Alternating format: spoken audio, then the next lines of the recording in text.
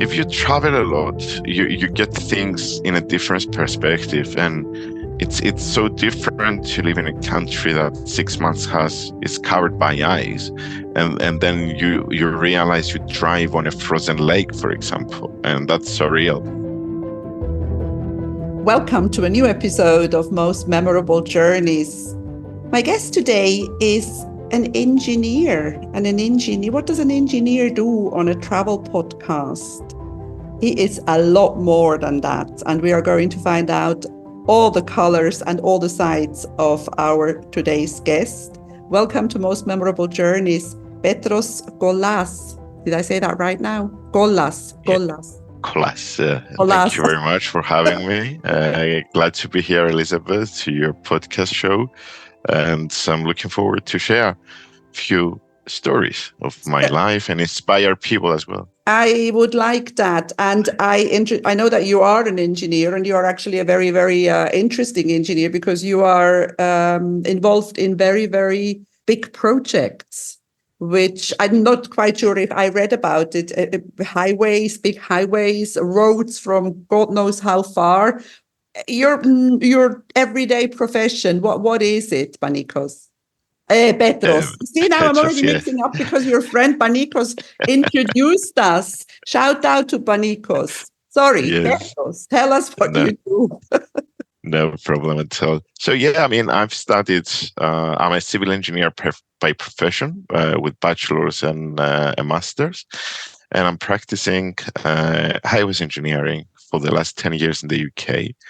I had the opportunity to work in Cyprus during the crisis of 2013, but I decided to leave because I wanted to chase my dream and get what I was dreaming of. And Cyprus at that time was not offering this.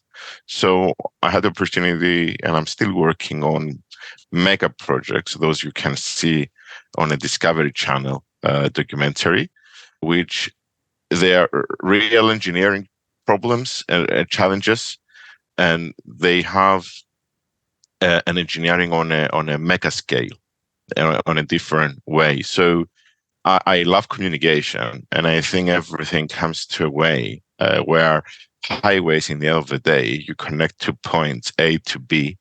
This is a communication element, I think, and I still loving it, to design cycle lanes, for example, that I give the opportunity to people to travel in a sustainable way, and engage and communicate with all the stakeholders to explain the benefits that all the potential changes on their road layout will make to their lives. Mm-hmm. And I know I said when I introduced you that an engineer has nothing to do with travel. That's not true, because that's exactly what you are doing. You're creating opportunities for people to travel faster and more sustainable, as you say. Yeah, exactly. The highways and bridges, for example, is the first thing I observe very carefully when I travel to a new country, because that can teach you a lot about the wealth of the country, about the interesting they have. For example, if you go to Budapest, you can see so many bridges across the Danube River, and you can reverse engineer this and understand, if a country has those bridges, that means that up to a point in their recent years, they have been rich, because a bridge is not a cheap solution to do. But if you have trade requirements, then you do this investment and then you get it back. I never thought of that. That is a very, very interesting thing that I hear for the first time. And that's why I love doing this podcast, because I keep learning things. And I've just come back from China. And I don't know, have you been to China, or have you seen their highways or their constructions? I've seen a lot of things about China. Never been, fortunately. I heard that it's another world and perhaps another planet. They put engineering limits to the end, like I think. Yeah, it is absolutely amazing. And there are so many people and so many cars, and you hardly ever see a jam. It works. We need some lights from them, I think. Yeah. So, Petros, you do, apart from your very interesting job, you do a lot of other things. And as I mixed up your name before with the name Panicos, you are involved in LGK Productions. And we spoke to Panicos about it. You are making documentaries, aren't you, about immigrant women? Exactly. I mean, for our listeners that they heard the Panicos episode, he's explaining the inspiration he had. I joined his team out of the blue.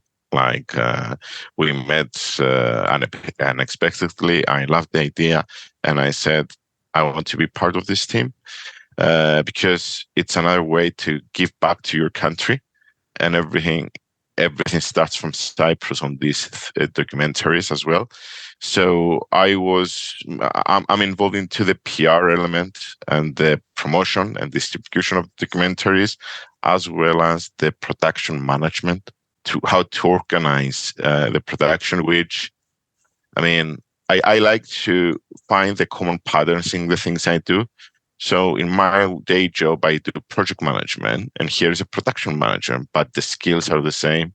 It comes the person, so it's transferable. And then if I organize well my job on the day, I have the afternoon free to contribute back to my country on a weekly basis. That's beautiful. And, I love the idea of doing these documentaries about women, because everybody always talks about the men. The men went to England and the men went to America and they became this and they became that. But nobody ever talks about how women felt or feel. Yeah, especially on the Queens of Amathus documentary, which people can find on Sida Vision. We had signed contract today, really, like in May for another year. We have it there for free. You can see from women how they preserve the heritage, how disciplined they are.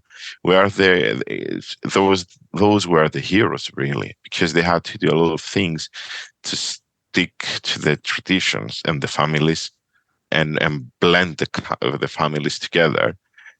Which is very, very important, because all the migration journeys started because of war most of the times, or poverty. And I mean, if Cyprus is 800,000 or 1 million, perhaps it's another Cyprus is spread all over the world that we don't know much about it. And that's our journey on the documentaries. Our challenge to discover this Cyprus is to link those Cyprus back to their country, to find a way to give back and contribute back to their country, and not come only for holidays, for example, which is a beautiful island for holidays, but to contribute to the evolution of the society. That's true. Now, it is a beautiful island. We both agree. I have been here for many years. You were born here. What is Cyprus to you? Because you don't live here anymore. Is Cyprus still home? It's still home. I mean, the cliche is home is where the heart is. Well, I have two hearts. I mean, I'm a very That's rare fine. Me species, but too. I have. So I have my home in the UK, where it's my professional home, Yeah. but perhaps my social home and the extension of my personality, it remains in Cyprus. And I want to share something with you here, Elizabeth. When I was back in 2014 and 15, I was started working in Birmingham, in central England. I was missing a lot the good morning we say, the kalimera we say to people, to random people. Nobody speaks in the UK. Nobody says to you, even your colleagues.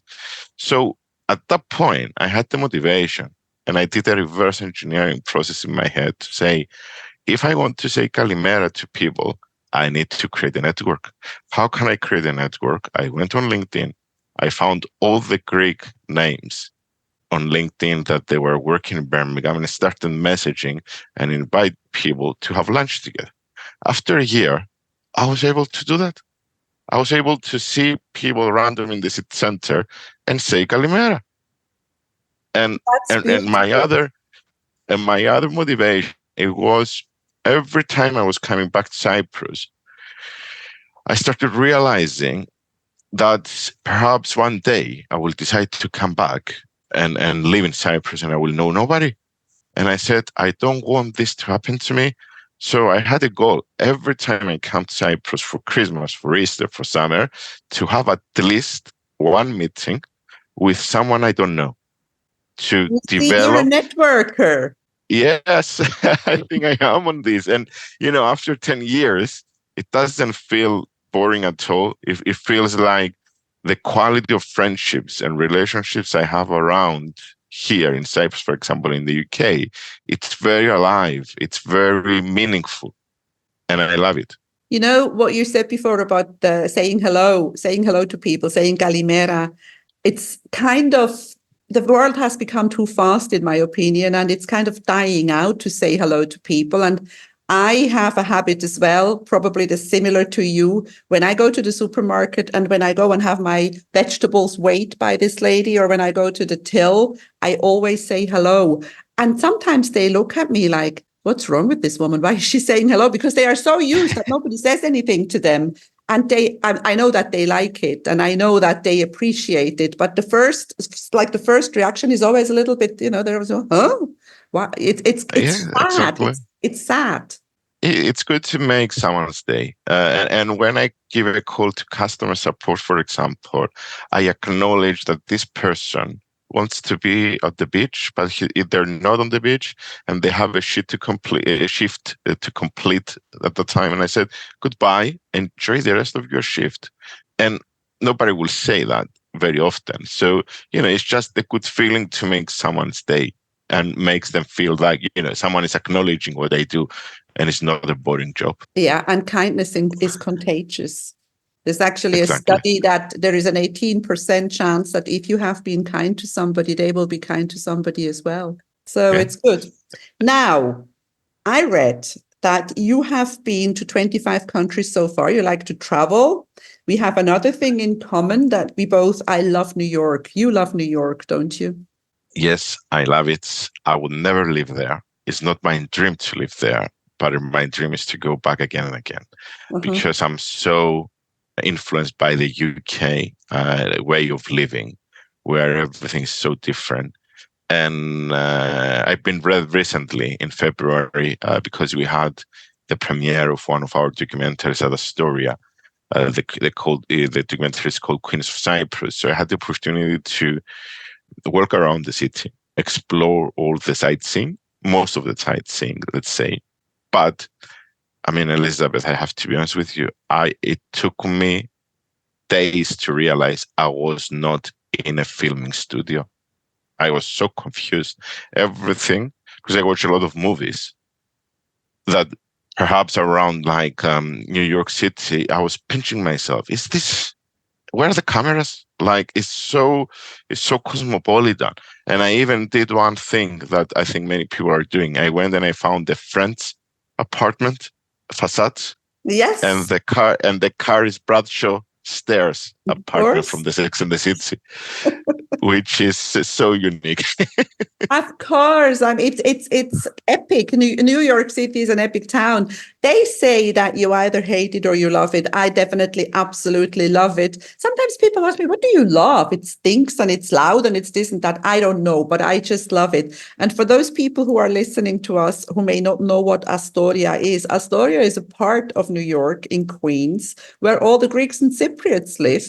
And I have actually known people in Astoria who never learned English. It's the diaspora there is so different from the rest of the world. They have their annual parade on the Fifth Avenue. I mean, Fifth Avenue is Mm-hmm. if you've never been to New York, it means nothing to you. It's like Oxford Street, for example. You have a Greek parade in Oxford Street, which is happens every year, and it's a very important event for the diaspora there to show the love for Greece and Cyprus because they are very united. They don't have the separation between Greece and Cyprus. It's Greece and Cyprus is part of Greece, let's say. This is the feeling I got when I Yeah, met and it's them. lots of places also to eat and shops where they sell Greek stuff and very fascinating. Now, 25 countries and 30 by the end of the year. You have a lot of things to do. Where are you going to go? Well, I'm grateful and blessed because I live in the UK where the connectivity is not bad. So what I do, it's a one tip for our listeners. Sometimes if I want to live if I'm in Cyprus and I want to go back, I try to find countries, for example, to have a 2-day stop. And I love solo traveling a lot. I don't mind travel solo. So perhaps in the next few months, I will do Bulgaria and Romania, which the connectivity is well within Cyprus and UK. So I leave Friday and then I stay 2 days there. And then I go back to the UK. And something else that I don't mind talking about, but being in the UK for 10 years, the winter months, it's another year on its own because of the great weather and like that.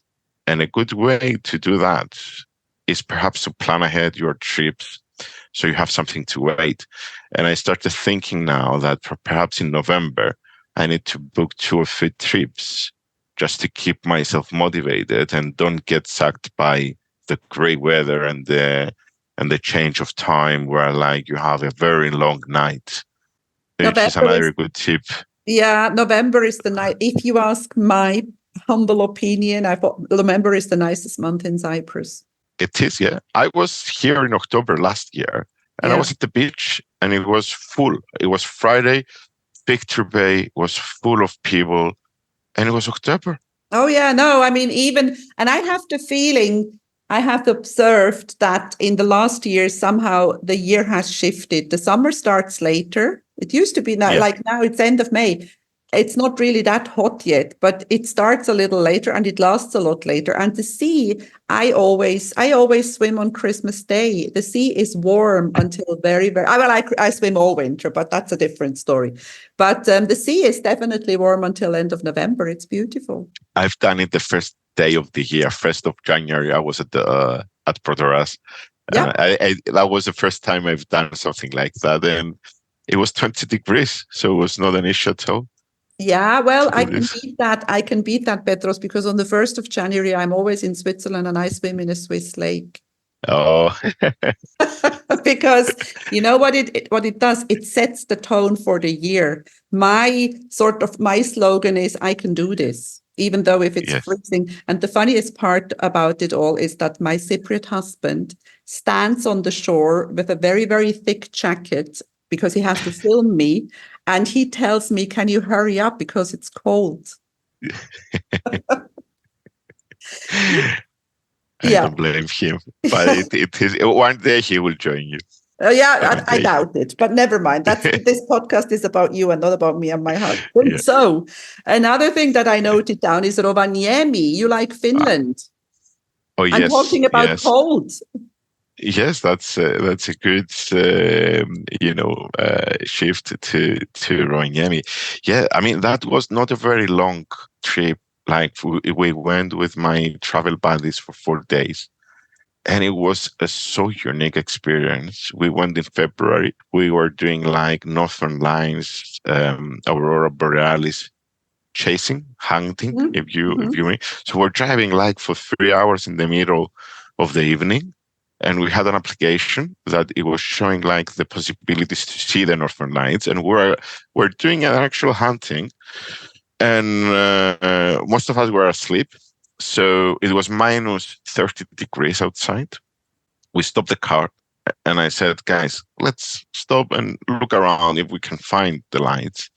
And then we found it. It was not very bright, but at least we found it. And that was our aim at that time. But it's if you travel a lot, you get things in a different perspective, and it's so different to live in a country that 6 months is covered by ice, and then you realize you drive on a frozen lake, for example, and that's surreal as well. So it's so different the way they live, and it's so many things. Like what it left to my mind is their love for sports.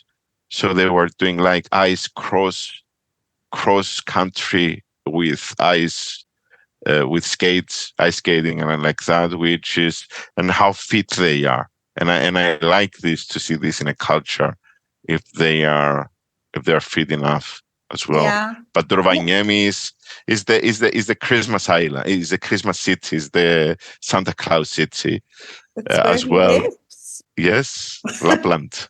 But the thing about being fit or exercising, when I came to Cyprus many, many years ago, I never ever saw anybody on a bicycle. I never ever, there was no Limassol Marathon. There were so many things that didn't exist. But that has changed a lot as well. I mean, Oh people, yeah. I hike a lot and I see people with mountain bikes, passing me with a high speed or, driving down a mountain. It has changed. Of course, this place where Cyprus is affected by the climate. You can't go cycling in the summer when it's 40 degrees. Yeah, Well, you but if you can, but wake up at 5 o'clock, yeah, it's people are still doing it, and those they love it. They do it early in the morning. I mean, when I'm in Cyprus, I live in Nicosia, so it's the Grammiko Parko by the Pedios River, and I used to do that in the past, and I'm doing it from time to time. And 6 o'clock in the morning is full of people walking around, and you get like this the songs for the birds and the noises and the smell of the river and the flowers and the plants, and it's this is what Cyprus it is. I think at the end of the day, it's all these smells, memories, experiences, and the short distances from the mountain to the beach. yeah, it's the best time of the day. Early in the morning is and also it makes you feel good for the rest of the day when you do something in the morning. Yes, I agree with that. But I'm personally more on a sea lover rather than mountain lover. This is where like I get my Zen state. I relax a lot, and I forget even how to turn on my laptop. That I spend a lot of hours behind a screen, and this is a sign for me to say you have rest. Yeah, yeah. But it's not easy because it's a fast world, and there is always something to look at and always something to do. I think it's quite hard to stop the blue light and stop, not hold your phone. Are you one of the people who manages to do that? I realized my addiction to social media years ago. I realized that it's myself that I need to change my behavior, and I'm doing it. So no notifications at all. And if I have a very, very requiring task in my job or documentary or whatever that needs deep focus, that I need to be concentrated for 2 or 3 hours, I leave my phone in the other room or I switch it off. I can do that. I mean, I'm trying to tell to my friends to do that, and nobody's doing it. And I feel like a hero sometimes because I can do that. I believe it's how you set your daily priorities. I will not risk my career and my branding, let's say, because I want to check the Instagram feed. It's gonna be there after I finish my task, and I'm trying to set to myself all these affirmations to set and focus and live to the moment, which is very difficult. Unfortunately, you need to do a process to get it and focus on the things, because even with work, you get a lot of notifications from the emails and teams and like that, and I have this turned off as well because I want to give the best out of me, and not people that they forgot to do something and reminded and disturb me. So I think it needs a lot of self-development skills to Discipline, lots of dis- discipline. discipline. Exactly. Yeah, yeah, absolutely. And I mean, I was at my age, I lived many, many years without a phone, without a cell phone, and everything was fine. I used to write, when I was a tour guide, I used to write a letter to my mother once a week. I used to do that with my friends when I was a teenager, that they were living abroad. Uh-huh. I have very light memories on this exercise, but then I was so excited about the email, so I started emailing them. Of course, in the and number. everything is much faster and much easier. Now, coming back to travel, the podcast is called Most Memorable Journeys. Apart from New York and Rovaniemi, are there any more other most memorable journeys that you've done? Memorable journeys. I mean, one of the most memorable journeys, and I think it's on Earth, is perhaps the Greek islands. Greek islands, in my it's another category that I have in the way I plan my journeys in my head. Is one new country or one new continent every year if possible, and one at least one Greek island, because the Greek islands, they have something unique, I think, something different, which is static. Like they have a certain product that you can take, but it's so genuine. For example, last year I've been to Corfu, and I was I love it because it's so inspired by Italy, and I didn't expect to listen Eros Ramazzotti in every shop I was going in, and it was, the vibe was so nice. But I've been to many Greek islands, and perhaps one trip I would love to do again, because I did it when I was very young, is Egypt, and the pyramids, because I thought we have discovered as humanity how those engineering marvels have been constructed, but I think we haven't, because No. all the theories are deconstructed all the time, again and again and again. Perhaps now with the engineer's eye and the engineer's head, I think it's a good excuse to go back and see and observe what the impact it will have to myself after 30 years, for example.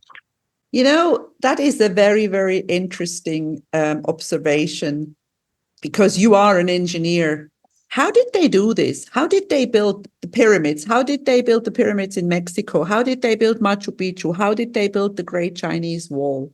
I mean, to begin with my social creature hat, to build something like that, you don't need only engineering skills, amazing engineering skills, but you need to have a lot of faith to something. And because all of these structures, they have been linked to something beyond humanity, to something for the afterlife, for example, and they are perspective about things, I think, gave them the motivation, the spark to be innovative, to innovate new ways of doing things, and to be dedicated around creating those megastructures. I mean, there are so many theories how they have done this, but I believe perhaps one of the most realistic theories is that they were moving the stones, the huge stones, with either water by the river, or by putting oil below that, or by putting wood, thin wood, roller wood below this. But again, the other thing is, like, if you observe the pyramids and pictures, for example, they have been, swiveled. They cut it in a very perfect and fine way. It's a machine can be destroyed today to try to do something like that. Yeah, it's fascinating. I mean, and I'm sure, it's fascinating for me as a complete, don't understand anything about building or engineering. It must be very fascinating for you, even more. And Egypt, of course, is all the temples and all the stuff that you can see there is definitely, I think you need to go back. Yeah, I agree. But I wanted to talk about something on this. One of the most fascinating things is the fact that after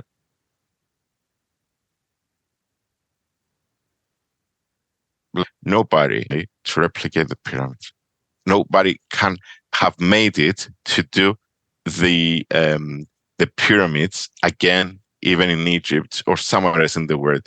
And that's why it is so unique. That's why it's so unique, because something was going on at the time that gave them the opportunity to make them the way they are. Wow. Especially those in Egypt. Yeah. Yes, because you don't see any similar ones to the ones in Egypt. The others. Yeah, you can find some in Las Vegas, but they're still structures, and it's just facade. Yeah. It's not the whole thing below this. Yeah. Fascinating. We're already half an hour into this. If you could go somewhere, you wouldn't have to pay for it. Where would you go? What would be your travel wish if everything was paid? What would be your dream? Antarctica. Definitely Antarctica. Oh, It's why?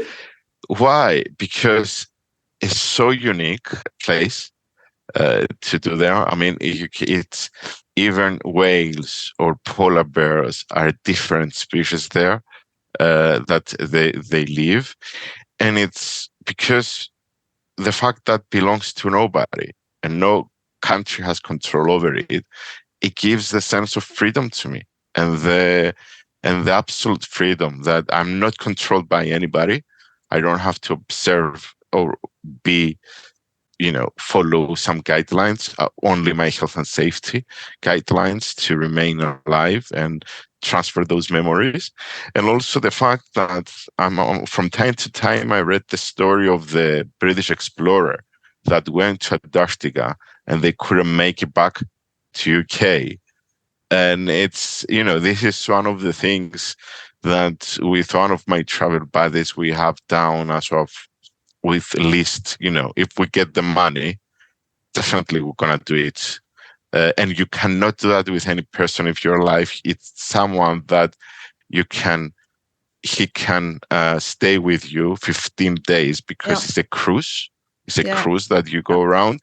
You see him in the same room, and it's someone who accepts you in the way you are, and you accept them the way they are as well. But it's no question. It's a no-brainer for me.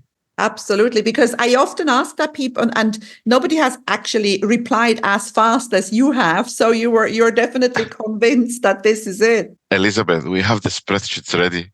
We have all the figures down. We are engineers. We have them ready down there. All you need is the money. Yes. So yeah, that's we've been talking about that for a while. So it was a no-brainer for me. If anybody is listening here to us, Petros needs a sponsor to go to Antarctica. And one last thing that I want to ask you is, you're involved in constructing highways in the UK. If you could go and work anywhere you want, what would you want to build? Apart from highways or related? Yeah, or like is there a country where you think that there would be something fascinating where you could participate in? I mean, I could be romantic and say I want to go to the third world countries in Africa and develop this. As a company, we do that. It's something called Bridges to Prosperity that will build bridges for developing nations and countries. But I will remain local.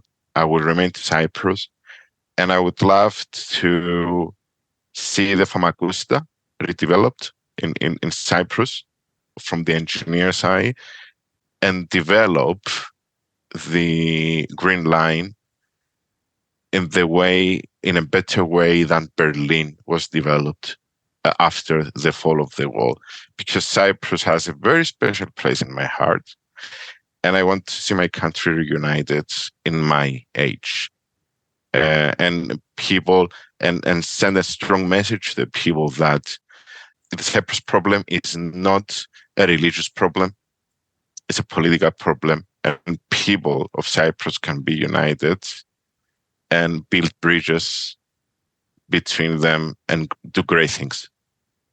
Wow. Because we are so unique as a nation. And the same. I mean, there is not much difference when it comes to mentality and culture and anything else between a Greek Cypriot and a Turkish Cypriot. Am I right? Yes, exactly. It's united. It's people. If it was to the people, Cyprus problem wouldn't exist. Would be solved. Yes, exactly. Yeah. And the way we grew up in the schools in Cyprus is completely different of the actual way until you met the first Greek Cypriot and have a Sheftaya together. This is amazing. This is the perfect ending to this podcast episode, I think. Thank you so much. Thank you for being on Most Memorable Journeys, Petros.